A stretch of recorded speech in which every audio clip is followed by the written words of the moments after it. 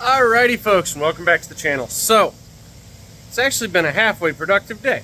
Motorhead had a tire issue, I had to go pick him up, brought him back, and we knocked out Colt's E85 tune. It is complete and done dyno-wise. Now there will be some street finesse to the last little bits, but right now the correction factors are under 2% across the board, and judging by what I saw from the data log of the run we just made, because we both went out for a little toodaloo, we had to ride it. 6 pounds, this thing is freaking awesome.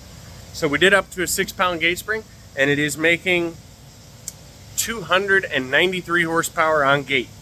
At 1 bar, it makes 425. We're hoping to carry that over to a rough 400 on pump gas with the timing retard and the fuel a little heavier. We're going to be a little richer.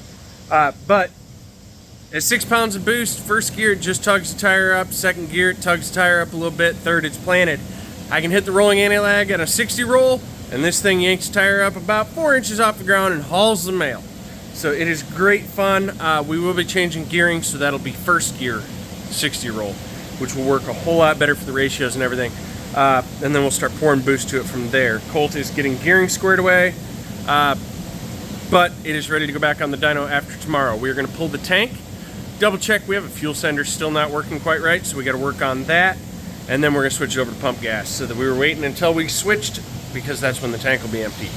I do have to figure out what's going on with the quick shifter. So the tune that was in this is not Greg's original tune. It is not one of my original tunes. It started with a tune from a second-hand bike. This ECU was bought second-hand, and the whole harness and everything. So quick shifter's not enabled appropriately. I got to get with Greg, and we're working through that. We've already found a few settings that weren't correct. We'll get it squared away and going. It is through CAN, so it's a little slow, a little weird, but we'll get it working. Let's see. Senor 1441. Motor runs much better.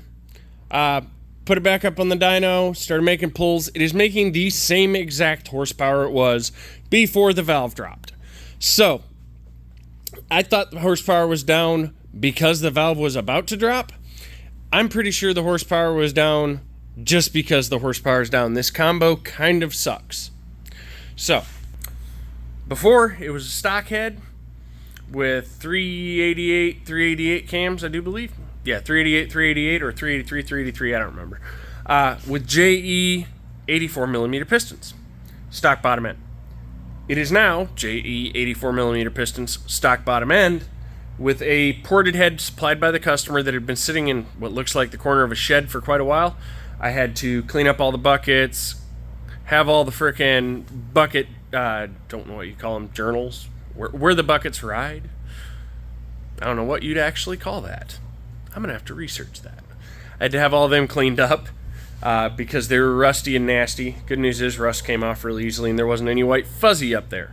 I put brand new stainless valves in it with a fresh valve job, and we had to skim the head 25 thousandths, which is a lot, in order to clean up the deck surface enough to take a gasket. Now with that, I went ahead and put the pistons 10 further in the hole, which should have equalized the compression ratio. I did that after the first dyno on this motor, because the first time around it just ran like utter crap. So went ahead and got that squared away. We're making the same horsepower. Now here's the sad part. It's making stock horsepower. This is a 1441 that's making the same power as stock. Now it's not my combo. It's not what I would want to put together. I didn't choose who ported the head. It was a home port. The port work doesn't look that bad, but I'm not entirely convinced it's great. I didn't choose the cam combo. I didn't choose the pistons. I just reassembled as was at the same cam angles it had, etc., etc., etc. So, do I think I can get more out of it? I don't know. I honestly don't know. And the time I've spent going through this motor, I can't justify pulling it apart again. I really can't. I can't move the cams and gain anything. It's a turd. It's making 106 foot-pounds, 189 foot-pounds of torque. A stock bike makes 184 to 185 horsepower and like 103 to 102 foot-pounds. So it just kind of sucks. There's not much I can do about it. I did remove his 24-volt system. It was not needed. It was actually causing it to spin slower because he had some really craziness. So this. Now this from what I can understand, was assigned to flip down and it would charge using the charging system, the 24-volt battery, flip up and it would charge the stock battery, the 12-volt primary battery. Problem is this sucker burned up real quick. So this is all the cranking power was going through this. 100% of the cranking power was going through this. This is rated at 4 amps at 240 volts AC. That is not going to fly. It actually is melted inside. You notice it doesn't really click anymore because it's just flexing. Yeah, it's because it's melted down inside.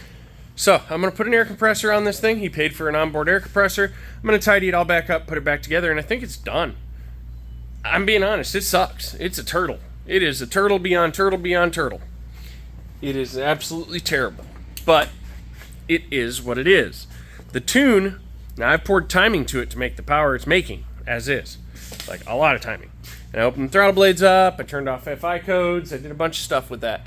But the fuel table is zeroed, and it is a beautiful 0.91 lambda across the board. 13.0, basically. Right at 13.0. It's just because it doesn't matter how big your motor is, your fuel is determined by the airflow. Your airflow and fuel flow determines the horsepower. That tells me that that motor is not flowing the air required to make the horsepower that it's capable of. Now, I don't know if it's a header issue. I doubt it. I could try possibly popping the header off, but I don't know of any restrictions in the header. It's not flattened out. It looks fine. It's a freaking, I believe it's Akrapovic. Nope, my bad. It's a Yoshimura. But it's still a good pipe. Should make the power. I know a lot of bikes run that. So, I'm not sure where we're going on that, but I'm going to put the compressor on, button it up, and get a hold of the customer and see what he wants to do. I got to find his number. The piece of paper that was with it is fucking missing. That's why I went to key tags on everything new. Everything coming in here new is key tagged. Scotty's putting fork seals in this girl tonight. It's still running great. Just blew a fork seal. He had a pothole. Brett's bike, the motor is in the frame. Okay, so motor's in frame. He's looking at some turbo options, but I think he'll be okay. I have to lay the harness, get throttle bodies on, and start all the max install stuff, including the compressed air and the regulator. I still need to find someone interested in a set of forks. So these are TPC cut forks. They're fresh from TPC. They're his forks that he sent out and had cut. He wants to trade them for stock. So if anyone's got a set of stock forks, that would be awesome. This girl, I need 325 shims. I ordered those 320s and 330s, and I got the 330s and the 320s and not the 325s. So hopefully they're in today or tomorrow. I'll check the mailbox here in a minute. This girl, Quino, from Up by All Things Chrome, has all the parts on the way. He shipped them out today, so I can button this up, but the customer came by and borrowed his tip sensor. So he's got a new tip sensor on the way. I'll have it buttoned up ready for it when it gets here. The bearing will be here tomorrow for Forest Motors, so I can start that assembly. That'll be tomorrow night's job. Carburetor should be here Wednesday or Thursday, so tomorrow or Thursday for this girl. Then he's going to come down and visit me. He's going to order all the nitrous stuff, and we'll go ahead and get that done into the track. This girl's ready for the dyno. As you can see, I'm trying to sneak things in while we got Colts off, but I kind of got to play a game with it. Yeah, I got to get Colts out. Colts is ahead of a bunch of these, except for this one, actually, honestly. The turbo is at comp. They have received it. They have rebuilt it, and they are getting ready to send it back as soon as the money clears. I had to wire the money. And then I will go ahead and get the turbo hung on this, get the injectors in, start tidying up and install the max and get that girl on the dyno. Let's see, what else I got? The Gixxer motor's over here. He also brought a tire for it and a rear brake. There's his tank, so on and so forth. And Scotty is currently stripping ahead to port for his bike, so that's ready to rock and roll. So I think that's all we got going on. This has actually been a 10-minute rambling video. I do apologize, it's been so long. Something I want to touch on about this bike. Why is it called the Hyperbusa Killer? So the Hyperbusa, think back. Now I want y'all to think back before he set quarter-mile records, before he took it to the track. Is a 600 horsepower street bike. That was the origin of it, right? That he took to the track and then he morphed into a track bike. Okay? Back then was before he went to the track. This was intended to destroy that bike in every single way until he specialized that bike for the track.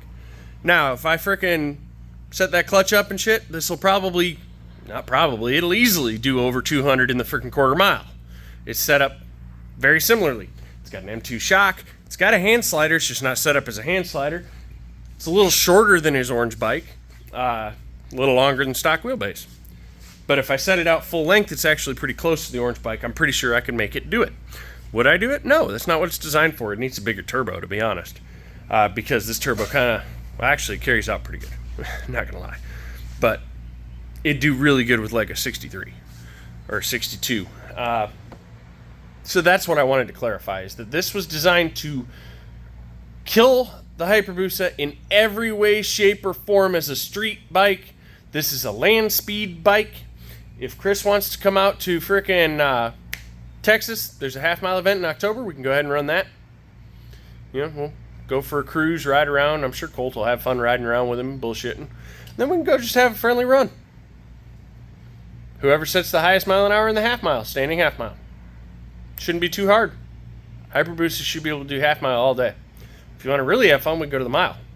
But I don't know if the Hyperbusa would survive the mile. Being honest. On pump fuels. I don't think it would. Methanol would probably be good. So, that's where we're at. That's what we got going on. Y'all have a beautiful day.